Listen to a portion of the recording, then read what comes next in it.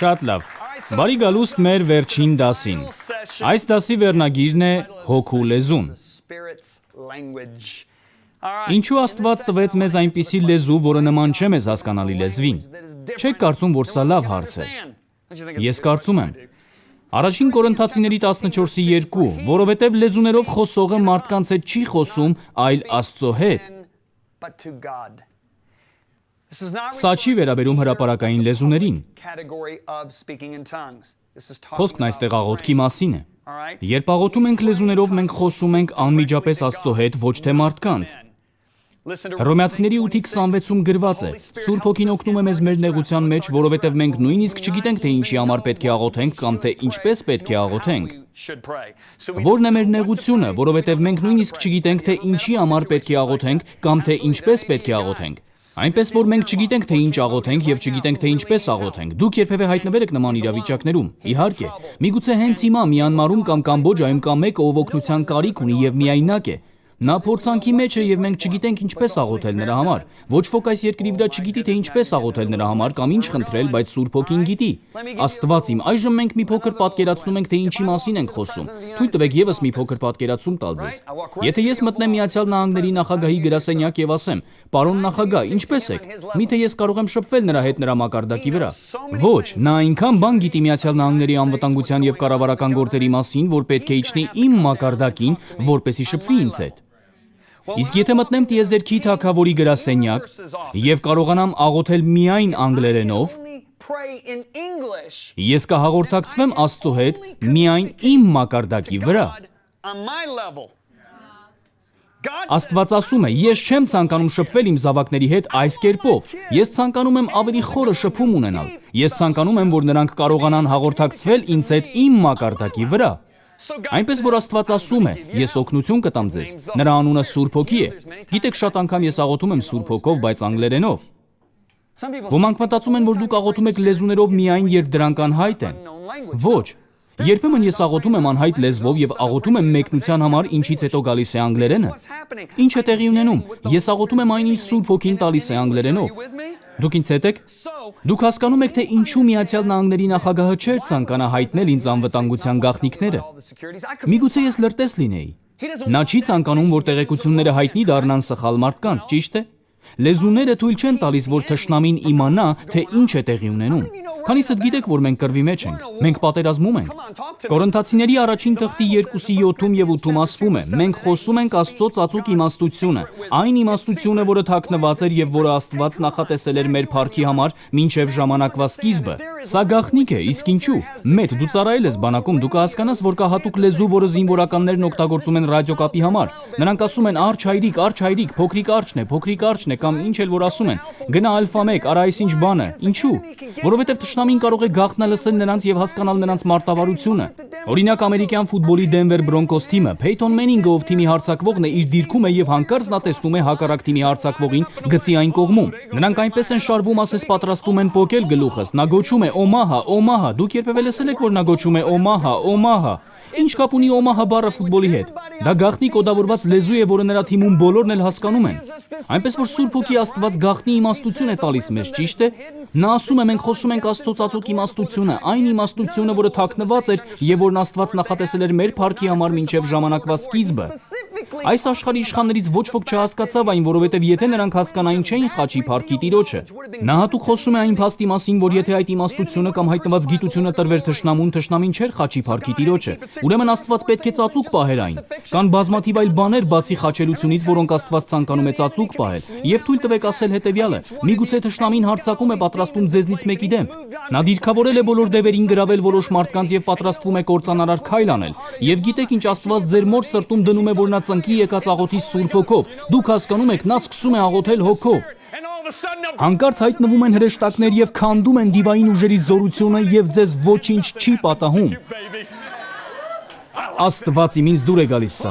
Ահա թե ինչու Պողոսն ասաց, ես կամենում եմ, որ բոլորդ խոսեք լեզուներով։ Դուք ինձ հետ եք։ Այսպիսով ինչպես մենք պետք է իմանանք, թե ինչ է կատարվում հոգևոր աշխարհում, եթե նույնիսկ չգիտենք, թե ինչ է կատարվում հոգևոր աշխարհում։ Ես Փեյթոն Մենինգը չեմ, նա լավ խաղացող է, որովհետև կարողանում է զանազանել իրավիճակը, բայց գիտեք, շատ քրիստոնյաներ չեն կարողանում զանազանել, թե ինչ է կատարվում հոգևոր աշխարհում, այնպես որ Աստված ասում է, ես պետք է որևէ միջոց տրամադրեմ իմ երեխաներին, որպեսզի իմաստություն խոսեմ նրանց եւ տամ այն պատվերները, որոնք պետք է տրվեն նրանց, որովհետեւ դուք պետք է հիշեք, որ Աստված երկրի վրա իշխանությունը տվեց մարդուն։ Աստված չի գործում այս երկրի վրա, քանի դեռ ինչ որ մեկը չի աղոթում։ Դուք երբևէ նկատել եք, որ Պողոսն ասաց, թեև խոսեմ մարդկանց եւ հրեշտակների լեզուներով, եղել են դեպքեր, երբ աղոթել եմ լեզուներով եւ իմացել եմ, որ Սուրբ Հոգին պատվերներ է տվել հրեշտակներին իմ միջոցով։ Տարբեր եկեղեցիներում, որտեղ այցելում էի, մթնոլորտը փոխվում էր, երբ նման կերպով աղոթում էի։ Ես հասկանում էի, որ դրա շնորհիվ ինչ որ բան էր տեղի ունենում։ Ես զգում էի, թե ինչպես էր բարձրանում աստվածային իշխանությունը։ Մենք պետք է վերադարձնենք սա եկեղեցում, մենք պետք է ունենանք սա։ Եթե առաքյալներն ունեին սրա կարիքը, ինչպես է, որ մենք չունենք։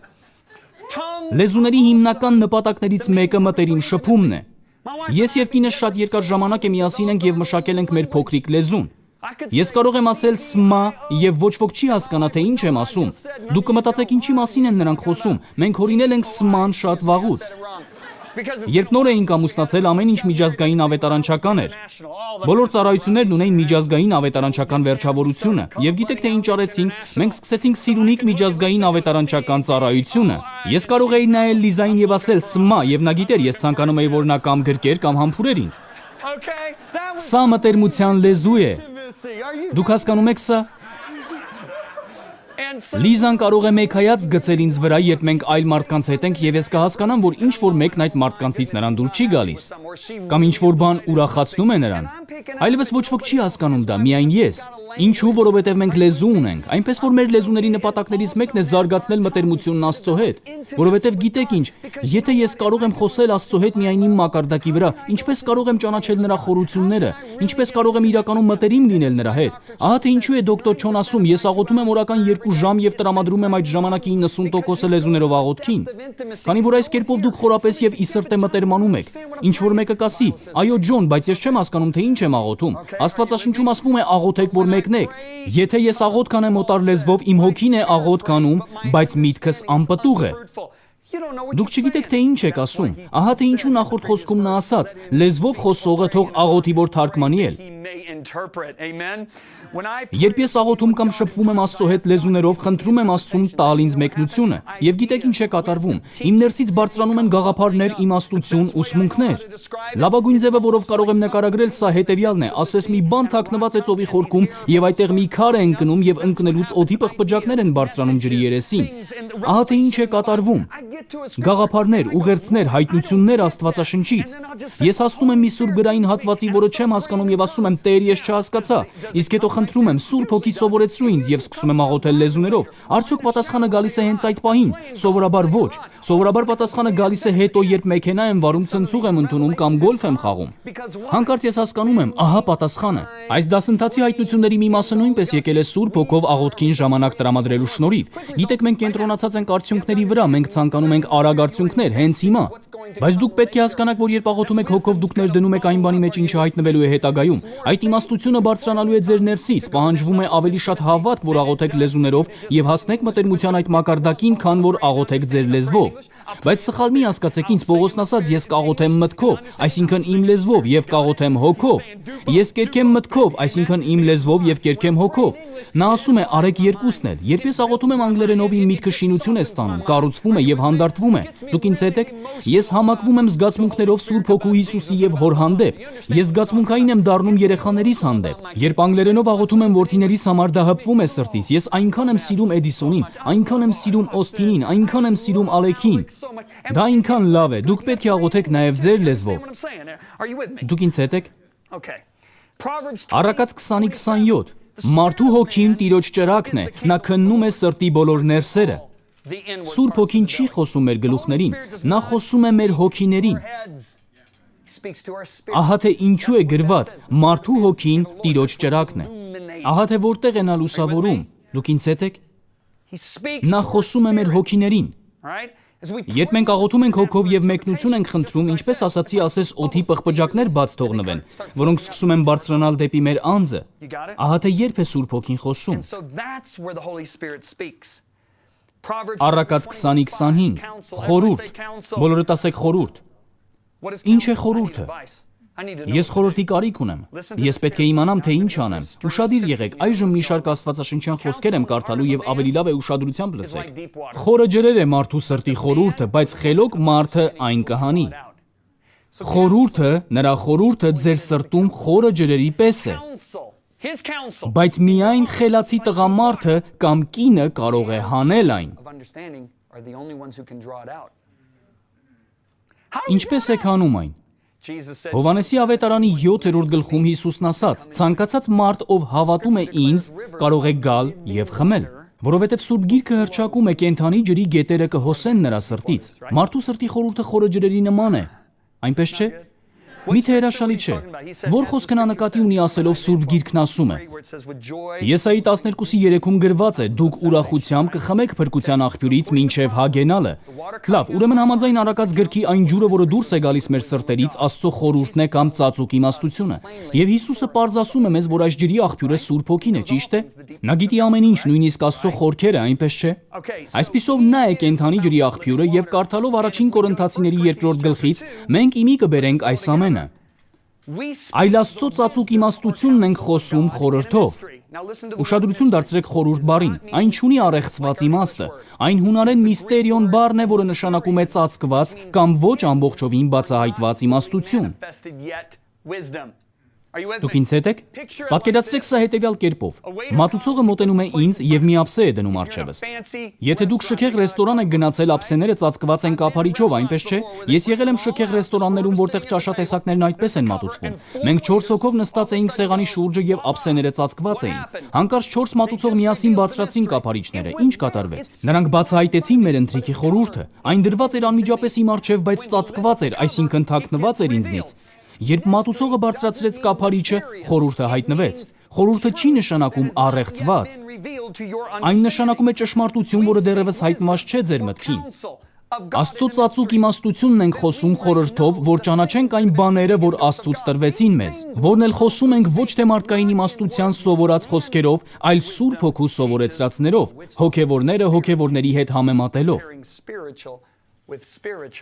Այժմ լսեք, թե ինչ է ասում Պողոսը առաջին Կորինթացիների 14:2-ում. Եվ իմի բերեք այս ամենը,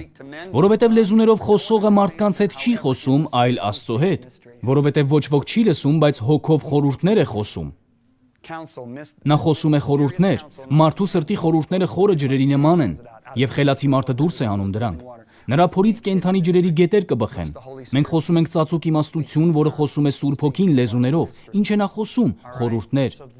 Նշանակում է հենց այսպես է խելացի տղամարդը կամ կինը։ Շատ անգամ թույլ տվեք օգնել ձեզ, որ հասկանաք սա։ Շատ անգամ ես կանգ էի առնում աստվածաշնչյան որևէ խոսքի վրա, որը չէի հասկանում։ Ես սկսում էի աղոթել հոգով եւ բացատրությունը գալիս էր։ Բազմաթիվ անգամներ, երբ որևէ գիրք գրելիս եմ եղել, հանկարծ ինձ զգացել եմ փակուղու առջև։ Ես չեմ իմացել ինչ անել։ Այնպես որ ես վեր էի կենում եւ սկսում էի աղոթել ետ ու առաջ քայլելով իմ հյուրանոցային համարում եւ ներսիցս նոր շատրվան էր բխում։ Ես նստում էի եւ շարունակում էի գրել, երբեմն ժամեր շարունակ։ Երբ ամուրի էի, չգիտեի թե ում հետ պետք է ամուսնանայի։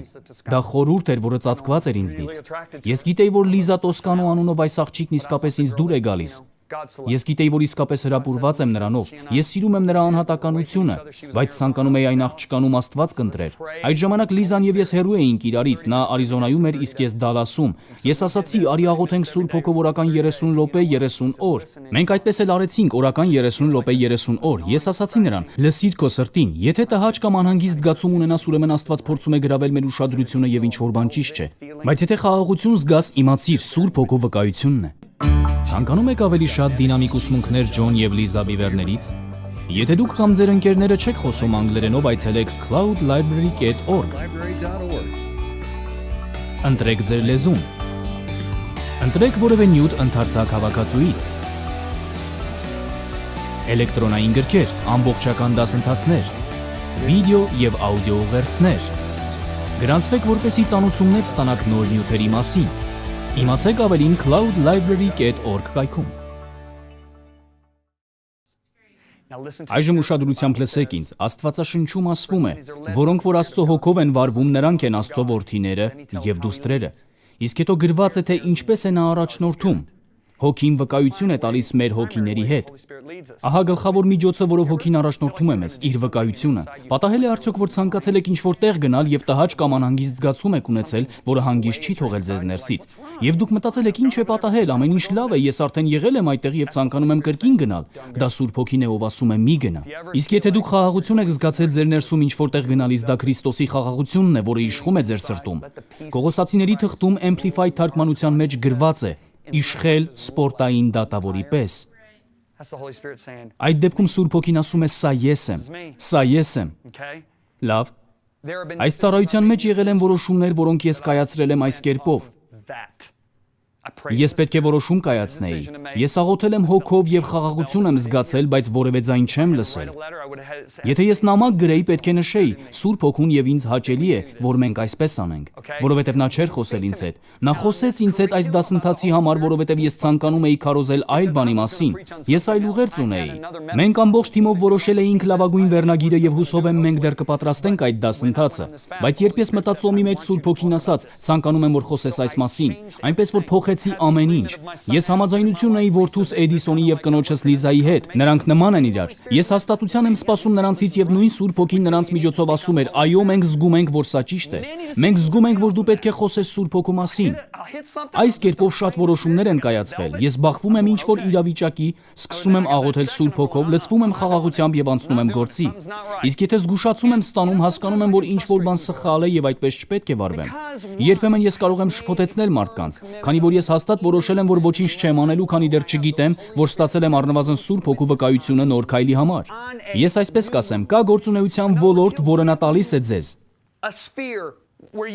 Ես չեմ նստում եւ ասում. Շերիլ, ես կաղոթեմ այսինչ քաղաքի, այսինչ եկեղեցին այցելելու համար։ Ես արդեն գիտեմ, որ Աստված ասել է ինձ գնա ամբողջ Ամերիկայով։ Տար այն, ինչ ես վստահել եմ քեզ, մարտավարական վայրեր։ Ես չունեմ արգելքի զգացում եւ չեմ որոնում դա։ Եվ պարզապես ասում եմ. լավ, ես կայցելեմ այդ եկեղեցին։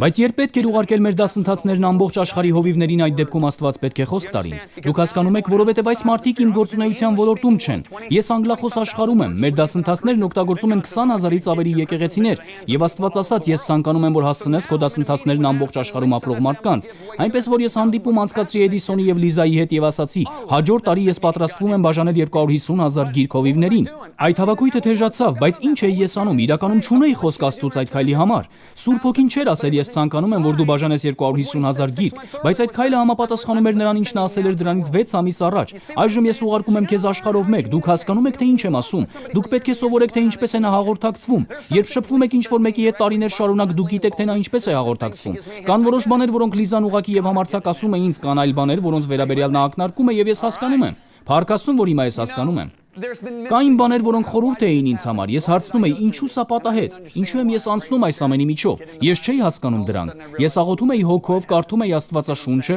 եւ հանկարծ գիտակցում էի կատարվածի պատճառը։ Դուք հասկանում եք, թե ինչ եմ ասում։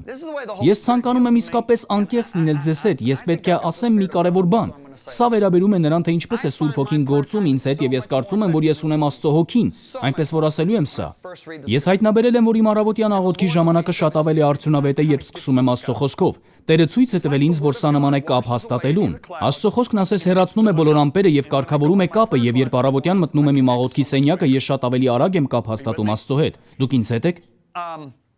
Մեկ այլ բան, մեկ այլ գաղտնիք։ Սաղմոս 89:7-ում գրված է, որ Աստծո շուրջը գտնվողները պետք է երկյուղացությամբ վերաբերվեն նրան։ Մի ժամանակ ես դժվարությամբ էի մտնում Աստծո ներկայության մեջ։ Իսկ հետո պարզապես սկսեցի մտնել իմ աղոթքի սենյակը եւ մտածել, թե որքան մեծ եւ ահարկու է նա։ Եվ այդ մեծ եւ ահարկու Աստված այցելում էր ինձ։ Հանկարծ ես զգում էի նրա ներկայությունը, ես հարց էի տալիս, ինչպես սա տեղի ունեցավ։ Ես ավելի արագ էի մտնում նրա ներկայության մեջ, որովհետև երկյուղով էի վերաբերվում նրան։ Իսկ նա շրջապատում է իրեն հենց այդպիսի մարդկանցով։ Հիսուսն ասաց. «Մեր Հայր, որ երկնքում ես, սուրբ թող լինի քո անունը», ինչը նշանակում է, որ ես պետք է գամ Աստծո ներկայության մեջ սուրբ երկյուղով։ Դուք ինձ հետ եք։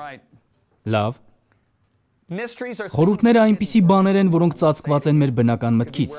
Ես կրկին կասեմ հետևյալը, ինձ համար խորհուրդ կարող է լինել, թե որ եկեղեցում եւ որ ծառայության մեջ պետք է լինեմ, ինչ պետք է զոհաբերեմ, ինչ տուն պետք է գնեմ, ինչպես պետք է արդյունավետ կերպով աղոթեմ իմ առաջնորդների համար, ինչպես պետք է արդյունավետ կերպով աղոթեմ իմ հովվի համար կամ իմ ընտանիքի անդամների համար, եւ դուք գիտեք, որ այս ցուցակն անվերջ է։ Ես այնքան ուրախ եմ, որ Աստված չի թողել մեզ, որ աղոթենք միայն մեր մտքով, որովհետեւ ես սահմանափակ եմ նրանով, ինչ տեղի է ունենում իմ շուրջը, բայց երբ տրվում եմ Սուրբ Հոգուն, ես երբեք չեմ մոռանա մի դեպք կար մի հովիվ, ում հետ մենք աղոթում էինք։ Մի անգամ մենք աղոթում էինք Սուրբ Հոգով հրահանգներ տալով Մերձավոր Արևելքի վերաբերյալ։ Մեր լեզուները փոխվեցին։ Անցյալում ես ունեցել էի իրավիճակներ, երբ աղոթելիս աղոթքս ուղղում էի դեպի արևելք, երբեմն դեպի Աֆրիկա։ Այդ ժամանակ ես գիտեի, որ չէի աղոթում իմ կամ իմ ընտանիքի համար, այլ մեկ այլ մարդու համար աշխարհի այլ մասում, ով կարիքի մեջ էր։ Եվ սա զարմանալի է։ Աստված տվել է սա յուրաքանչյուրիս։ Սա մեր Օմահան է, ինչպես ասում է Փեյթոն Մենինգը։ Սա մեր զինվորական խոսքն է, մենք հիասթափեցնում ենք թշնամուն, եւ սա է պատճառը, որ նա կատաղի ձևով պայքարում է հոգով աղոթքի դեմ։ Նա կցանկանար, որ մենք լինեինք առանձնացված, մեկուսացված, ոչ թե կապակցված հոգով։ Պողոսը նույնիսկ ասում էր այլ եկեղեցիներին. «Լսեք, ես ներկա էի ձեր հավաքույթին, ես մարմնով այդտեղ չէի, բայց իմ հոգին այդտեղ էր եւ տեսա ձեր կարգը»։ Ինչպես էր նա արել դա։ Պողոսը գնացել էր այդտեղ հոգով։ Նա այնքան ջանասիրաբար էր աղոթում հոգով, որ հոգին ցույց էր տալիս նրան, թե ինչ էր կատարվում այդտեղ։ Կար մի մարդ Մասսայի ցեղից, ով որոշ ժամանակ ապրում էր իր ընկերների տանը Պիտսբուրգում, Փենսիլվանիա նահանգում, եւ ես ճանաչում էի այդ մարդկանց։ Այդ մարդը մեկ ամիս իր ընկերների տանն էր եւ մշտապես պատմում էր իր ընտանիքի մասին, որը Քենիայում էր։ Ի վերջո տանտիրուհին հարցրեց. «Որտեղից գիտես, թե ինչպես է քո ընտանիքը։ Ձեր գյուղում հարավային Քենիայում չկա ոչ հեռախոսային, ոչ բջջային կապ։ Որտեղից գիտես, թե ինչպես են նրանք»։ Նա պատասխանեց. «Պողոսը գիտեր, թե ինչ էր կատարվում Կորինթոսի եկեղեցում։ Տերը ցույց է տալիս ինձ, թե ինչ է կատարվում իմ ընտանիքի անդամների հետ, երբ ես աղոթում եմ հոգով։ Դուք ինձ հետ եք»։ Այդպես նա կարող էր տեղյակ լինել նրանց մասին։ Աստված կապ պահպանելու կարողություն է տվել մեզ։ Հաճախ ես գիտեմ, որ իմ աշխատակազմը կամ մեսենջերի գործընկերներն աղոթում են հոգով ինձ համար։ Ես բախվում եմ վտանգավոր կամ բացասական իրավիճակների եւ հանկարծ տեսնում եմ աստվածային միջամտությունը։ Ես մտածում եմ, չէ՞ որ ես չեմ աղոթել դրա համար։ Կամ ես աղոթել եմ դրա համար լեզուներով աղոթքի ժամանակ, կամ այդ օրն իմ աշխատակազմից ինչ-որ մեկն աղոթել է ինձ համար հոգով։ Կամ կինս է աղոթել ինձ համար հոգով, կամ որդիներս են աղոթել ինձ համար հոգով, կամ մեր գործընկերներից ոմանք են աղոթել ինձ համար հոգով։ Ահա թե ինչու եմ շնորհակալ ոչ միայն Messenger International-ի ֆինանսական գործընկերներից, այլև աղոթքի գործընկերներից։ Ես գիտեմ, որ կան մարդիկ, ովքեր աղոթում են մեզ համար, իսկապես աղոթում են, եւ ես այնքան շնորհակալ եմ դրա համար։ Պատճառն այն է, որ մեր միջև կապ կա։ Ծառայության այն բնագավառը, որը ճնշում է հավատացյալների մեծամասնությանը, առաջնորդությունն է։ Հակոբոսն ասում է, բայց եթե մեկը ձեզնից իմաստության պակասություն ունի, թող խնդրի Աստծուց, որ ամենին տալիս է առատությամբ։ Ինչպես կարող ենք խնդրել կատարյալ կերպով, հոգով աղոթելով։ Սա գործում է թե գործարարության, թե կառավարության եւ թե կրթության բնագավառներում։ Մենք բախվում ենք տարբեր իրավիճակների մեր գործերում, օրինակ առևտրի բնագավառում եւ չգիտենք ինչ անել։ Գիտեք թե ինչ պետք է անել։ Աղոթել լեզուներով, փակեք ձեր գրասենյակի դուռը։ Աղոթեք հոգով, որովհետեւ Եսայի 48:17-ում Աստված ասում է. «Ես եմ քո Աստվածը, որ քեզ սովորեցնում եմ օգտակար եղողը, որ քեզ առաջնորդում եմ քո գնալու ճանապարհում»։ Ես համոզված եմ, թեև ես կանչված չեմ որպես գործարար, բայց եթե գործարար լինեի, Սուրբ Հոգով շատ կաղոթեի եւ որոշումներ կկայացնեի համաձայն խաղաղության, որը կլիներ իմ սրտում։ Դուք հասկանում եք, թե ինչ եմ ասում։ Ես գիտեմ, որ այստեղ կան մարդիկ, ովքեր այդպես էլ ապրում են։ Հենց հիմա ես նայում եմ իմ ընկերներին, դուք հենց այդպես էլ ապրում եք, եւ դա է պատճառը, որ դուք այսքան օրհնված եք։ Լեզուներով աղոթելու առավելությունները, թույլ տվեք արագորեն թվարկել։ Առաջինը այն թույլ չի տալիս թշնամուն ստանալ այնպիսի տեղեկություն, որը կարող է որոշիչ լինել մեր պայքարի մեջ։ Երկրորդը, ես պարզապես կրկնում եմ, մտերմությունն է Աստծո հետ։ Մենք կարող ենք խոսել Աստծո հետ իր մակարդակի վրա եւ իսկապես մտերմանալ նրա հետ։ Երրորդը, այն հնարավորություն է տալիս դուրս հանել Աստծո խորհուրդը եւ իմաստությունը այն իրավիճակների համար, որոնցում գտնվում եք։ Չորրորդը, այն հանգստություն եւ թարմություն է բերում։ Կորինթացիների առաջին թղթի 14-րդ գլխում Պողոսն ասում է. «Եղբայրներ, մտքով տղամի եղեք»։ Օրենքում գրված է, թե նա մեջբերում է 5 կտակարանից օտար լեզուներով եւ օտար շրթունքներով կխոսեմ այս ժողովրդի հետ։ Որտեղից է նա մեջբերում։ Նա մեջբերում է Եսայի մարգարեի խոսքերը Եսայի 28:11-12-ից։ Իրավ թոթովախոս շրթունքով եւ օտար լեզվով պիտի խոսի նա այս ժողովրդի հետ։ Նա որ նրանց ասաց. «Սա է ձեր հոգնածին հանգստացնելու հանգստությունը եւ սա է մխիթարությունը»։ Իմ ընկերը, ով մեծ եկեղեցու հովիվ է, զրուցում էր մեկ այլ հովվի հետ, ով ասաց. «Ես պատրաստվում եմ թողնել ծառայությունը, ես հոգնած եւ հյուծված եմ»։ Նրանք նստած էին ռեստորանում։ Ընկերս նայեց նրան եւ հարցրեց. «Դու դադարել ես աղոթել լեզուներով, այնպես չէ»։ Նա ասաց. «Դե լավ, ճիշտն ասա, օրվա մեջ որքան ժամանակ ես անցկացնում հոգով աղոթելով»։ Հարցրեց ընկերս։ Նա սկսեց կմկմալ. «Ես 15,000 անդամ ունեցող եկեղեցու հովիվ եմ, ես շարունակ քարոզներ եմ պատրաստում եւ շատ այլ գործեր ունեմ»։ Դու աղոթում ես հոգով, հարցրեց ընկերս։ Ոչ, անկեղծ ասած ոչ։ Սկսիր աղոթել հոգով, ասաց ընկերս։ Սրանում է հանգստությունը եւ թարմությունը։ Այսօր այդ հովիվն այլևս չի ցանկանում թողնել ծառայությունը։ Դուք ինձ հետ եք։ Ինչպես դոկտոր Չոն կարող է հովվել 830,000 մարդու եւ հոգեվորապես չսպառվել։ Ես չեմ կարող մտաբերել մեկ այլ հովվի, ով ավելի շատ պարտականություններ ունի, քան դոկտոր Չոն։ Նա ահռելի պատասխանատվություն է կրում եւ ընդունելության ու հարգանքի է արժանանում ամբողջ աշխարհով։ Շատերն են օրինակ վերցնում նրանից։ Նա աղոթում է հոգով, աղոթում է հոգով։ Ես օրինակ էի վերցնում Լեսթեր Սամրալից, ով Աստծո մեծ ծառայող էր։ Ես հաճախ էի դիմավորում նրան օդանավակայանում։ Նա քնում էր ընդամենը 4 ժամ եւ միաժամանակ 4 գիրք էր գրում։ Նա վազում էր ավելի արագ, քան երիտասարդները։ Ես մտածում էի, որտեղից նրան այդքան ուժ, որովհետեւ նա հանգստանում էր, երբ աղոթում էր հոգով։ Ես երաշխավորում եմ, որ դուք չեք սպառվի ոմանց պես։ Սխալ մի հասկացեք ինձ, մենք չենք չարաշահում մեր մարմինները։ Այնուամենայնիվ կան մարդիկ, ովքեր իմ կարծիքով չպետք է սպառվեին, բայց արդեն սպառվել են, եւ պատճառն այն է, որ նրանք չեն աղոթում հոգով։ Կարծում եմ որոշ մարդիկ չափից շատ են աշխատում, նրանք չեն պատվում շաբաթ օրը եւ մեկ օր նրանք սպառվելու են։ Դուք պետք է հանգստանաք, հանգիստը 10 պատվիրաններից մեկն է եւ անկեղծ ասած սա այն պատվիրանն է, որն անիմաստ է թվում։ Շնություն չանելն իմաստ ունի, չսպանելը իմաստ ունի, բայց հանգստանալն անիմաստ է թվում։ Հին ուխտում շաբաթը հաստատուն օր էր, բայց պարտադիր չէ բառացիորեն հետևել դրան։ Այժմ նոր ուխտի ներքո դուք պարզապես պետք է ապահովեք ձեր հանգիստը։ Ահա թե ինչու եմ ես գոլֆ խաղում։ Գոլֆն օգնում է մտովի հեռանալ ծառայությունից, գործերից եւ այն ամենից, ինչը սպառում է ինձ եւ թարմություն ստանալ։ Ես աղոթում եմ հոգով, սա հանգստի եւս մեկ միջոց է։ Դուք ինձ հետ եք։ Շնորհակալություն։ Հինգերորդը, այն շինություն է տալիս մեր ներսի մարդուն։ Առաջին Կորինթացիների 14:4 լեզվով խոսողն իր անձն է շինում։ Լսեք, իր անձն է շինում։ Հունարեն շինել բառը օյկոդոմեոն է։ Այն բառացիորեն նշանակում է կառուցել կամ շինել։ Այն նշանակում է մեծ ապարանք կառուցել։